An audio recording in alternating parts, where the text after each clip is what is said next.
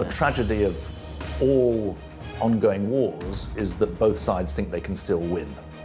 That's the story of Sudan, it's the story of Ukraine, and those places are not sustainable. That's why people are leaving them, that's why people are dying there.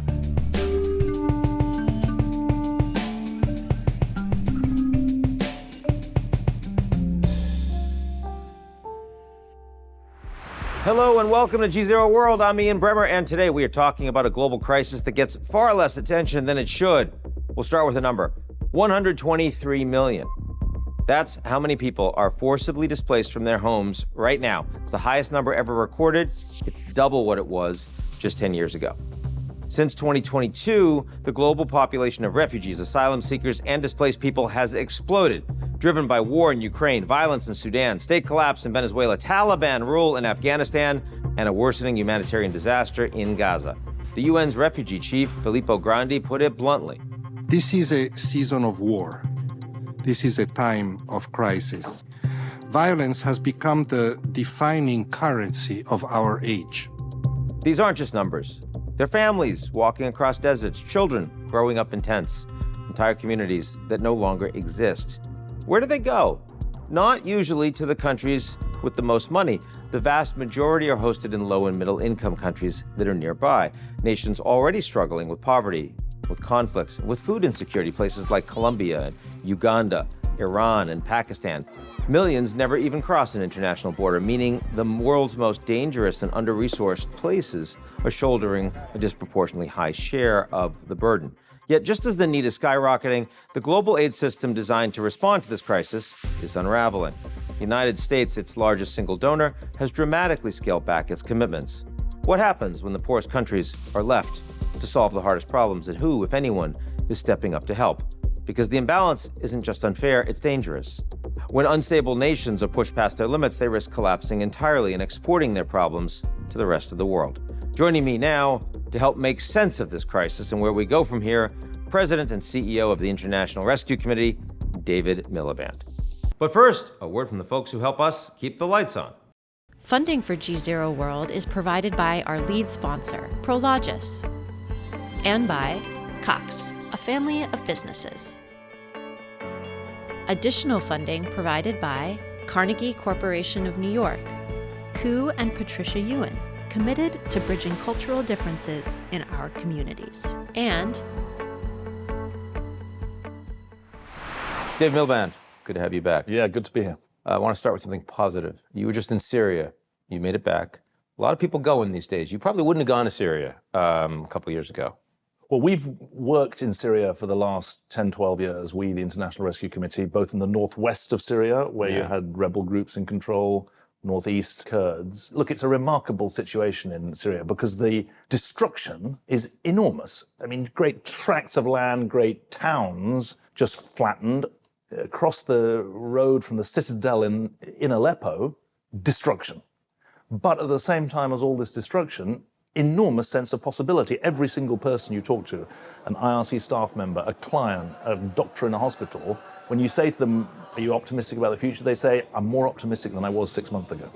And then they have been for decades. Much more than they have been, because 50 years of Assad family rule, and a chance that they can make their own future. Obviously, massive pressure on the government to get its timeline for politics and social renewal and economic change in sync, but a real sense of possibility. I mean, for the last 10 years, conversations with you have been about more and more and more displaced people, more refugees. Syria, are we starting to see large numbers go back and rebuild? Globally, there are more and more refugees, 122 million refugees and displaced people, but Syria, 450,000 people have gone back since December last year. In 6 months. About 80 to 100,000 have left, so it's not all one-way traffic. A lot of people going back, checking out the situation, going back to their families out of Syria, many in Turkey, many in Lebanon and Jordan, many in Germany, Sweden.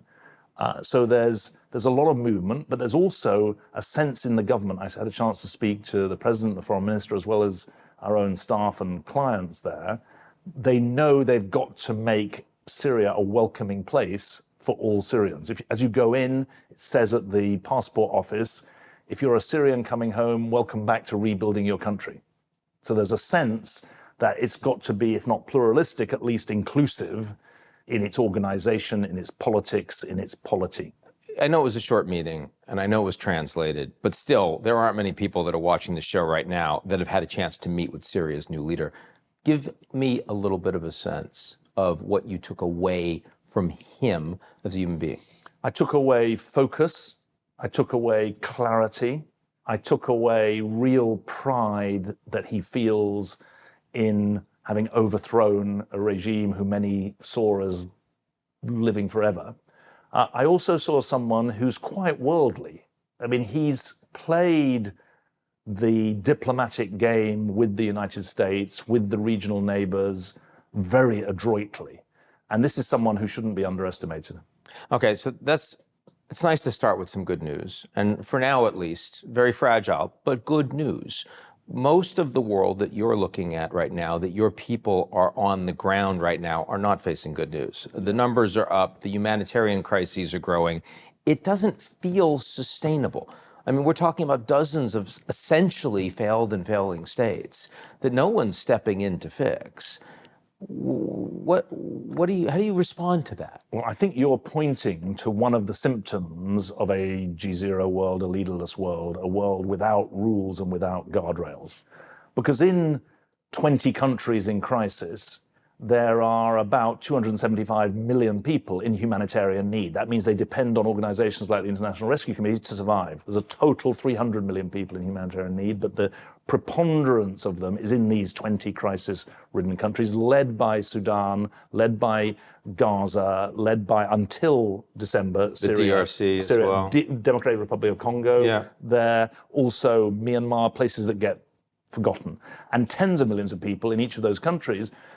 Sudan, to take an example, 16 million people in humanitarian need, 3 million refugees in neighboring very poor countries like South Sudan, a lot of regional meddling on all sides of the civil conflict. And those places are not sustainable. That's why people are leaving them. That's why people are dying there. And the scale of impunity, the loss of international engagement is epic, really. And we face a new abnormal.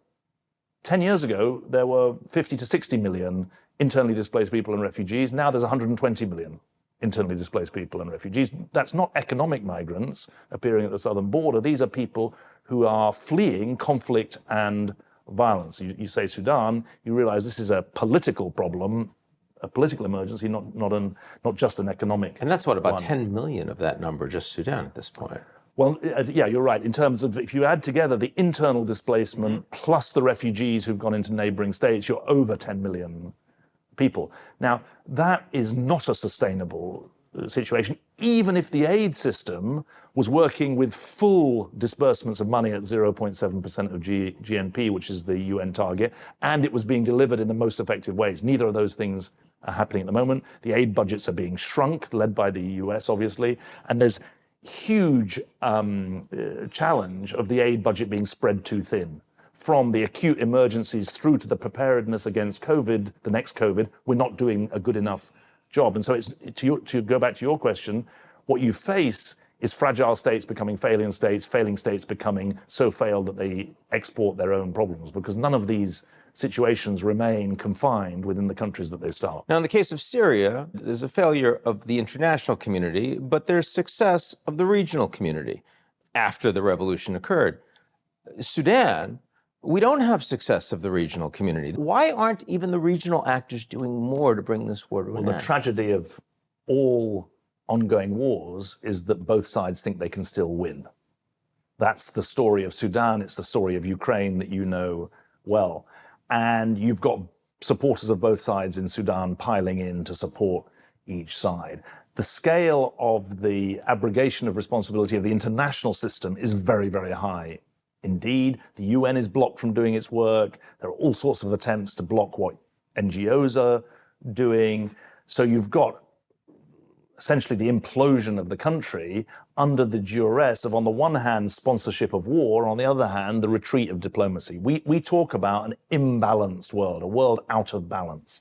And one of the imbalances is that between the use of hard power and diplomacy. Hard power on the increase, diplomacy in retreat. Sudan is the preeminent case of it. So if we were to look at all the conflicts out there, is there another one or two that you think we might be getting close to a resolution, and why? Well, let me give you Because Sudan clearly isn't it. Let me give you the case where there's so much tragedy if we don't get it right now. The US and Qatar have brokered some kind of halt in fighting in the Eastern Democratic Republic of Congo. This is a 30, 40-year set of civil conflicts. It involves external actors as well as internal strife. The government's writ doesn't run across the whole country.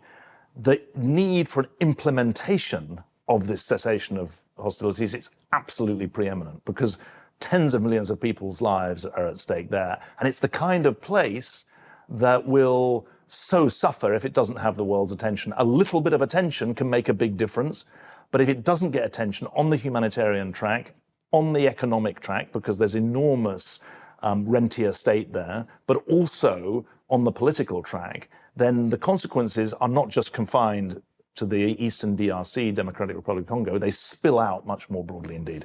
All this is happening at a time that the United States has shut down USAID, is dramatically reducing its foreign aid footprint.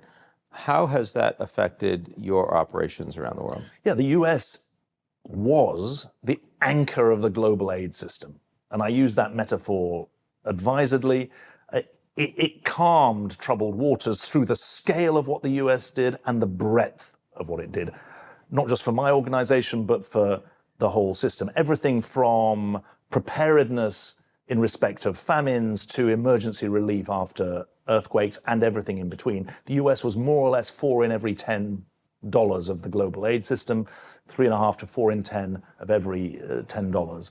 At a global level, it was a big and serious aid player, more or less on a par with all the European Union countries plus the EU budget put together. When you pull up the anchor on a boat in choppy waters, you know well the boat rocks and the passengers get seasick. That's what's happening at the moment. Just to bring it down to my own organization, we've lost more or less $140 million of international funding.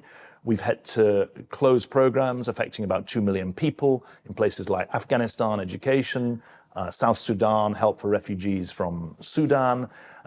It's a very big shock to the system. And it's on top of that, there's a lot of uncertainty because we don't know what's coming next. We still have about 30 grants and contracts with the US government, but they're all coming up for renewal because these are often short-term grants. And our plea to the administration is not to pull the rug from under vital services. They've said they want to continue them. Secretary Rubio, when he was a senator, spoke very powerfully about the benefits, the soft power benefits, as well as the human benefits of this American funding, and for all the need for reform, which we would put ourselves at the forefront of, higher impact, better evidence, more innovation, all of that needed. But the anchor being pulled up is costing lives and making a huge difference around the world. So who's coming in? I mean, for an organization like yours, of course, it's very popular to say, well, the Americans are leaving, what an opportunity for China. I mean, have there been any Chinese leaders, formal or informal, that have said, hey, we could have more of a role in the IRC. That would look good for us? Yeah, I was in China in March, and they're very disciplined in my experience of talking both in and out of government. They see enormous opportunity in de-Americanization of the global system, but they're not going to move into the humanitarian aid business. That's not their area. They have done an agreement with UNICEF in Cambodia to step in, but they're not playing on the humanitarian track. They have a very strong economic development drive, as you know, through Belt and Road Initiative and related efforts. They have quite grandiose strategies for global security, global development, global civilization, global security, but they don't want to get drawn in. And the truth is, the great sucking sound you can hear is money leaving the humanitarian aid sector, but it's not being replaced. There's some private philanthropy coming in, but if you listen to the Gates Foundation, they'll tell you we're having to rethink because we can't replace one for one, anything like one for one, what USAID and the State Department were previously doing. Europeans are not in the position they were in 2017, 2018, because they're super burdened by the Ukraine challenge, never mind their own debt issues post the COVID crisis. So at the moment, the poorest people in the world are suffering a double whammy. One, the reduction in aid flows. Secondly, global interest rates are higher than they were a couple of years ago. So health and education budgets in poor countries are being raided to pay off debts, and that means there's less to go around domestically. So no one sees this as a soft power opportunity? Not at the moment, but you are seeing serious debate in the Gulf about what they should do with their money. Now, we have to keep this in perspective. The Saudi economy is a $1 trillion economy, which is very high per head, but remember the US is a $30 trillion economy. So we've got to keep a sense of scale, but nonetheless, there's real thinking there. There's real thinking in countries like Turkey about what role they're going to play. But I would say that for countries like Japan, which are very big development spenders, there are big challenges about what's the focus of their aid flow is going to be in the future, and how are they going to play into this big soft power competition that's starting. So if you had a crystal ball and the United States for the next 3 years, 3.5 years, Trump administration is still going to continue to be largely absent from the space that it had served the anchor, who do you think is going to be the biggest player out there? Well, the biggest player is going to be the European Union over that period, because it's now the largest aid donor in the world. Will they do it in a coordinated way? Well, by definition, they are coordinated because the spend is, yeah. And also, the spend runs until the 1st of January 2028. The great thing about European Union budgets is that 7-year budgets often take 7 years to negotiate, but once they're fixed, then you've got some certainty. So until the 1st of January 2028, we know that European development and humanitarian spend is going to put it right at the forefront. And I don't see anyone supplanting them. The big issue is, where does the money go? Does it go towards the fragile and conflict states? And does it have the political shoulder weight behind it to open up aid flows in places like Sudan and Gaza, where people in desperate need are being blocked from receiving the aid that they require? We've had a lot of shows on technology and particularly AI. And when I think about sustainable development goals, I think about AI as one of the few things coming out there that could make a real difference. Have you seen any use cases thus far that have been positive for refugees and for humanitarian aid that's come from these new technologies? Yes, I can. And it's really important to highlight that data plus technology can mean massive performance and productivity gains for the poorest people in the world, as well as for the richest people in the world. So let me give you some examples. Yeah. When we deliver information now to people on the run from conflict through our Signpost global program, we can translate through AI so that it's in every local language that you need. When we try and help kids who are displaced by conflict and need to continue their education, we've now got an education program that uses computer-aided learning in very, very tailored effect.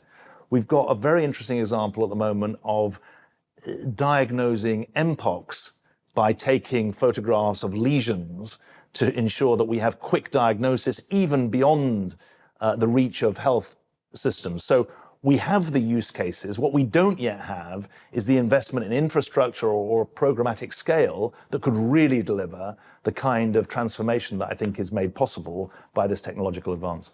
David Miliband, thanks for coming back on the show. Thank you very much.